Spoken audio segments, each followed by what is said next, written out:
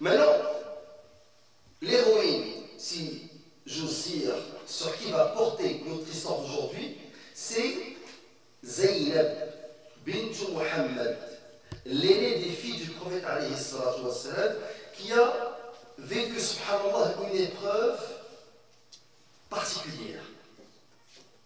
On l'a mariée avec son cousin maternel, qui est le fils de Hala, sœur de Khadija, bint Khuwaylid. Donc elle s'est mariée avec son cousin. Son cousin, il s'appelle Abu al-As ibn Rabi'. Il est connu surtout par sa kunya, Abu al-As ibn Rabi'. Il y a plusieurs sahaba qui sont connus par al-kunya, comme Abu Bakr as-Siddiq. Quel est le prénom d'Abu Bakr? Abu Quhafa, c'est son père. Abdurrahman, non. On a dit Atiq. Après on a dit Atiq, Laqab, et c'est pas son nom. Il s'appelait dans le Jahiliya Abdou al-Ka'ba. Et le prophète lui a changé de nom et puis il l'a nommé Abdullah. Donc son nom c'est Abdullah. C'est le nom d'Abu Bakr as-Siddiq. Donc ici, Abu al-As ibn Rabi', on dit qu'il s'appelait Laqit. Mais il est connu plus dans Sirat al-Nubala et dans les livres qui parlent des biographies des compagnons comme étant Abu al-As ibn Rabi'. Il s'est marié avec Zaynab. Qui était-il? Abu al-As ibn Rabi', il était connu, subhanallah, pour être un homme généreux, un riche marchand, et connu chez Quraysh pour son esprit chevaleresque, sa fierté, son honnêteté. Donc il avait des qualités. Et moi, quand je parle de l'esprit chevaleresque, la galanterie arabe, il y a un historien français qui a vécu de 1772 à 1884, Charles-Claude Fouriel. Il a dit que l'esprit ou la chevalerie européenne, on la retrouve plus chez les Arabes d'Andalousie. Cet esprit de chevalerie, de galanterie par rapport aux femmes, plusieurs historiens français et européens disent que ça a été emprunté à la chevalerie et à la galanterie arabe. Donc, le sens de l'honneur, le respect de l'ennemi, ne pas trahir, ne pas tromper, tous ces aspects-là, on les retrouvait chez les Arabes pendant la période pré-islamique. Alors, cet homme-là qui était connu pour cet esprit chevaleresque, il s'est marié avec la fille du prophète et subhanallah, contrairement à Utba et Utayba, les deux fils de Abu Lahab, Quraysh est venu le voir et contrairement à eux, il n'a pas voulu répudier sa femme, Zaynab. On a commencé à lui mettre de la pression. Il dit cet homme, il fait une fitna, il divise Quraysh, il a traité nos parents de mécréants, il est contre nos idoles, il faudra l'humilier, répudier ses filles, renvoie sa fille. Et subhanallah, on lui a dit, répudie ta femme, Abu al-As, renvoie-la chez son père, nous te marierons alors à une femme des plus charmantes et des plus nobles de Quraysh, celle que tu désires. Alors, qu'est-ce qu'il leur a dit? Il a dit, La wallahi ma ufariqu sahibati. Il a dit, Wallahi, d'un ton sec, je ne répudierai pas ma femme et je ne souhaite qu'aucune femme de Quraysh ne prenne sa place. Donc il a refusé. Et il est demeuré marié avec Zaynab. Zaynab radiallahu anha était parmi les premières femmes à se convertir avec sa mère et ses sœurs. Donc la famille du prophète, ses filles et sa femme étaient parmi les premiers à embrasser l'islam. Elle fait partie de la première génération. Mujahida, elle a été persécutée. Et elle a connu les premières années difficiles à la Mecque. Et regardez, subhanallah, dans quelle situation elle s'est retrouvée. Son mari, Abu al-As ibn Rabi', ayant refusé de se convertir à l'islam. Il n'a pas pu se convertir. Et vient l'Hijra. Et le prophète quitte vers Médine. Et son père fait l'hijra, ses sœurs quittent et elle reste avec, parce que Kulthum était morte et Fatima a pu émigrer, il restait Ruqayya. Ruqayya elle est partie avec Uthman ibn Affan, la première émigration, ça avait deux émigrations avant celle de Médine, Al-Habasha en Abyssinie. Là elle est restée avec son mari, mécréant à la Mecque. Et vient Ghazwat Badr. Asm al-Rabi'a sort en combattant avec Quraysh contre le prophète sallallahu alayhi wa sallam. Et ce qui est arrivé, c'est qu'il s'est fait prendre. Il a été fait prisonnier. Alors imaginez cette femme.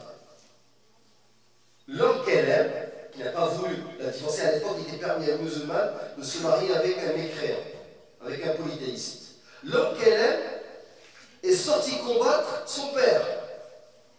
Et son père n'est pas n'importe qui, c'est le prophète sallallahu alayhi wa sallam.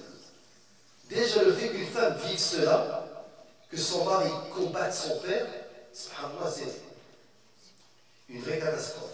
Mais ici, en plus, il sort combattre le prophète sallallahu alayhi wa sallam. Là, il se fait prisonnier, il s'est fait arrêter. Et Quraysh a commencé, après la défaite de Badr, à collecter de l'argent pour essayer de racheter les captifs. Là, subhanallah, Zaynab, radiallahu anha, la musulmane, encore prisonnière à Quraysh, qui n'a pas fait l'hijra, elle a l'information que son père a remporté la bataille de Badr contre les meilleurs cavaliers de Quraysh. Là, elle est contente. Par la suite, elle dit à mon mari, lui dit, il est prisonnier. Regardez comment le cœur de cette femme est partagé. Là, on a commencé à réunir l'argent pour aller libérer les captifs. Et ce qu'elle a, avec l'argent qu'elle a donné, elle a glissé un collier. Et ce collier, subhanallah, lorsque le prophète l'a vu, il a eu les larmes aux yeux. C'était le collier que portait Khadija, elle l'avait donné en cadeau à sa fille avant son mariage. Elle l'a enlevé de son cou, puis elle l'a envoyé à son père.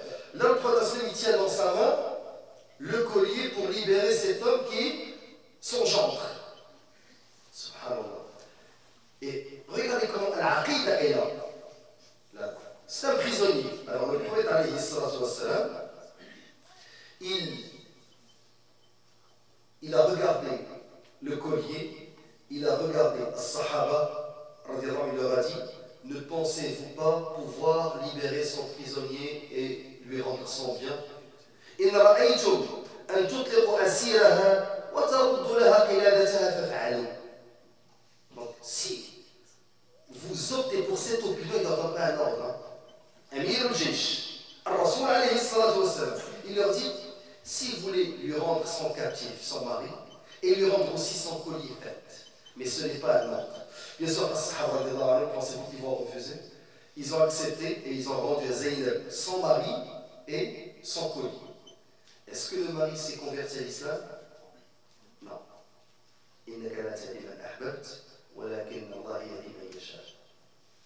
Et le temps est passé. Mais le prophète a dit, j'ai une condition.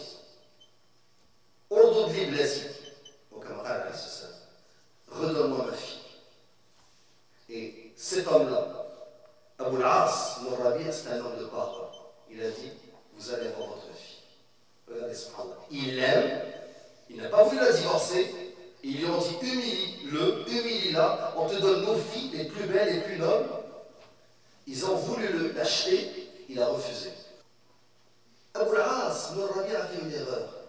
Il a pris son frère, il a pris sa femme, Zaynab, il a fait monter sur un dromadaire dans le Hawdaj, vous savez, il met des Hawdaj, c'est quoi le Hawdaj? Une sorte de maison, on met sur le dromadaire, et il est sorti devant Quraysh qui comptait, qui enterrait encore leurs morts. Peu de temps après la bataille de Badr, et Quraysh avait perdu ses meilleurs fils dans la bataille de Badr. Là, deux hommes l'ont suivi, et ils ont commencé à poignarder le dromadaire jusqu'à ce qu'elle tombe de son dromadaire et qu'elle fasse une fausse couche. Et elle s'est blessée et elle a saigné énormément. Alors son mari a pris soin d'elle et il a soigné jusqu'à ce qu'elle se rétablisse, se guérisse grâce à ses blessures. Par la suite, il a décidé de l'envoyer à son père, mais cette fois-ci, il l'a fait en cachette. Et Fadla Azza wa Jal, Zayd ibn Haritha l'a prise derrière lui sur un dromadaire et a pu l'accompagner chez son père sain et sauf. Subhanallah, on rapporte que Hind bint Utba, c'est qui Hind bint Utba? La femme de Abu Sufyan ibn Harb. Et on raconte à tort qu'elle avait mangé le foie de Hamza, ce qui est faux, mais elle était parmi ceux qui ont encouragé ce meurtre-là. Et elle s'est convertie au Hasuna Islamois. Et on avait rapporté la semaine dernière qu'il était parmi ceux qui sont, et celles qui sont sortis à Yarmouk. Alors, Hind Utba, quand elle a eu vent de ce qui s'est passé, que deux hommes sont sortis pour intercepter le dromadaire de Zaynab radiallahu anha, elle les a insultés. Puis il leur a dit, on n'a pas vu votre courage à Badr, mais on l'a vu contre une femme. Subhanallah, le prophète, quand il a eu l'information que ces deux hommes-là ont intercepté le dromadaire de sa fille, il leur a dit, si vous les trouvez, brûlez les vifs. Après, il s'est rattrapé. Al-Wahid il est corrigé, puis il leur a dit, n'utilisez pas le feu, parce que seul Allah Azza wa Jal peut punir avec le feu. C'est une punition qui appartient à Allah Azza wa Jal. Est-ce qu'il y a des compagnons qui ont utilisé le feu après cela? Oui. Ali radiallahu anhu, il a brûlé ceux qui lui ont attribué la divinité. Alors, certains ont dit que Ali Safwa al-Alim et Dieu, il a eu part de divinité et tout. Ali radiallahu anhu les a brûlés. Wallahu a'lam. Zaynab radiallahu anha arrive à Médine. Et son mari, il reste à la Mecque. Une fois à Médine, elle n'était plus la femme de Abu al-As al-Rabi'. Mais il n'a pas divorcé. Sauf que par la suite, il va y avoir al-Wahy, la révélation, qu'il n'était plus permis pour une musulmane de se marier avec un polythéiste. Et elle vivait à Médine, et il y a une caravane qui est sortie, et Abu al-As al-Rabi' était connu pour être un marchand. Ça fait pareil, je faisais deux voyages.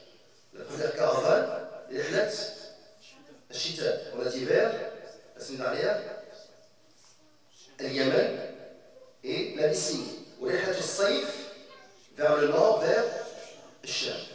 Là, ils sont allés vers Cham. Et sa caravane est tombée dans un guet-apens. Et ces hommes ont été tués ou faits prisonniers. Et toute la caravane a été prise par As-Sahaba radiallahu anhu. Et lui, il a pu s'échapper. Plutôt que de rentrer à la Mecque, qu'est-ce qu'il a fait? Il s'est faufilé jusqu'à arriver à la maison de Zaynab, sa femme. Et il lui a demandé al-jiwar, il lui a demandé la protection. Le prophète dans Salat al-Subh, et dans une version dit qu'il lui a envoyé quelqu'un. Mais plusieurs versions confirment dans Sirat Ibn Hisham qui s'est faufilé dans les ruelles de Médine jusqu'à arriver à la maison de sa femme pour demander qu'elle tente al-jiwar. Alors, pendant la prière, Zaynab radiallahu anha sur la tête de sa chambre, et elle crie au prophète et à tous les musulmans elle dit j'ai accordé ma protection à Abu al-As al-Rabi'. Dans le prophète quand il termine la prière, il leur a dit avez-vous entendu ce que j'ai entendu? Il priait. Il a dit oui à Rasulullah. Il dit je n'avais aucune idée de cela.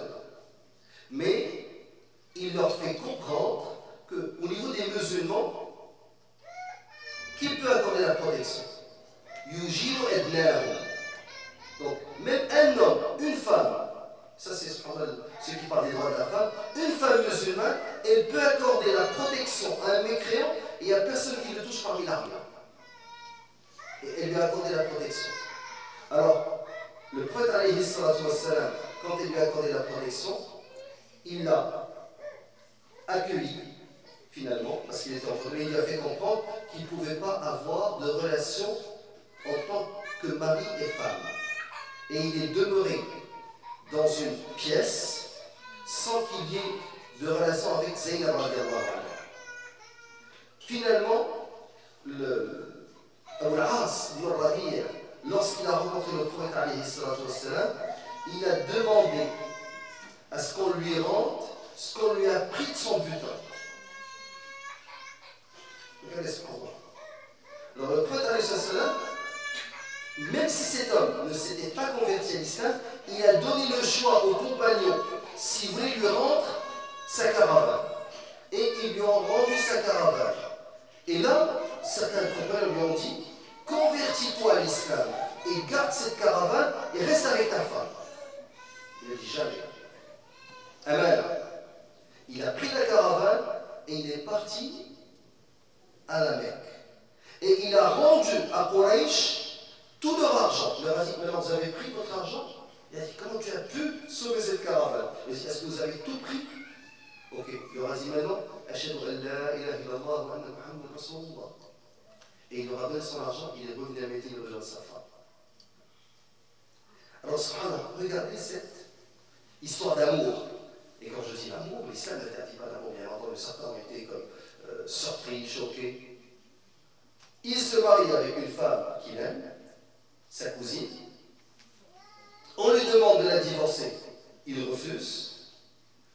Son beau-père fait le hijra et lui reste avec sa femme. Il sort le combattre. Regardez les péripéties, subhanallah. Il se fait capturer, devient prisonnier. Il est échangé par le collier de sa belle-mère morte. Il revient à la Mecque, tient promesse, parce que c'est un homme, subhanallah. Il envoie la femme qu'il aime à son père, le prophète alayhi salam. Une première fois, elle est interceptée, blessée, perd son bébé. Il y a eu, est-ce qu'elle a eu des enfants? Oui, il y a eu deux, dont la fameuse Umama, que le prophète prenait dans la prière. Alors, et c'est elle qui a survécu. Alors, subhanallah, il revient à la Mecque, ensuite il se fait prisonnier dans une caravane et demande, se faufile pour aller, au lieu de se sauver à la Mecque, va peut-être que déjà l'islam commençait à prendre part dans son cœur. Il se faufile et va voir la femme qu'il aime pour lui demander qu'elle le protège. Elle accepte de le protéger et demande au prophète de lui accorder la protection, chose qui est faite, pas parce qu'il a la vie du prophète, mais parce que tous musulmans peuvent accorder la protection. Et il revient à la Mecque, ne prend pas l'argent, même si c'est l'argent des mécréants qui avaient dénué les musulmans de toute leur fortune. Ils interceptaient les caravanes, les combattaient et les prenaient. Mais il n'a pas pris l'argent qu'il avait en sa possession parce que c'était Aman. Il a rendu Aman. Et le prophète ne trahissait jamais, et les compagnons non plus. Et finalement, subhanallah, il va revenir chez sa femme et il va vivre avec elle pendant un bout de temps. Elle est morte à la 8e année de l'Hégire et il l'a suivi 4 ans par la suite sans se marier. Il est mort à la 12e année de l'Hégire. Ça, c'est l'histoire d'amour que j'ai voulu partager avec vous.